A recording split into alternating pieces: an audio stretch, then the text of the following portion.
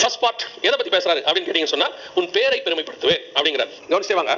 இப்போ இந்த பேரை பெருமைப்படுத்துவேன் நம்ம எல்லாருடைய மைண்ட்ல என்ன வந்ததுன்னா, இந்த உலகத்துல ஆண்டவர் பேரை என்ன செய்ய போறாரு, பயங்கரமா பெருமைப்படுத்த போறாரு, உயர்த்த போறாரு அப்படின்னு சொல்லி நம்ம அதை ஒரு வாக்குத்தத்தமா வச்சுக்கிட்டு அதையுமே நம்ம எடுத்துட்டு ஆண்டவருக்கு ஜெபம் பண்றோம். உண்மையிலேயே இந்த இடத்துல உன் பேரை பெருமைப்படுத்துவேன் அப்படின்னு ஆண்டவர் சொல்லும் பொழுது ஆபிரகாமுடைய பெயர் என்ன? ஆபிரகாமுடைய பெயர் என்ன? ஆபிராம். ஆபிரகாம் இல்ல, அவன் பேர் ஆபிராம். ஆபிரகாம் அப்படின்னு பேர் எங்க மாறுதுன்னா 17ஆம் அதிகாரத்துல தான் ஆபிரகாம் என்று மாறுகிறது. சரி, டைரக்டா வர லிட்டரலா உன் பேரை பெருமைப்படுத்துவேன் ஆண்டவர் சொல்லும் போது அவன் பேர் என்ன? ஆபிராம் என்கிற பெயர் பெருமைப்படுத்தப்பட்டிருக்கா? இன்னைக்கு உலகம் முழுதும் ஆபிராம் இருக்கா, ஆபிரகாம் இருக்குதா?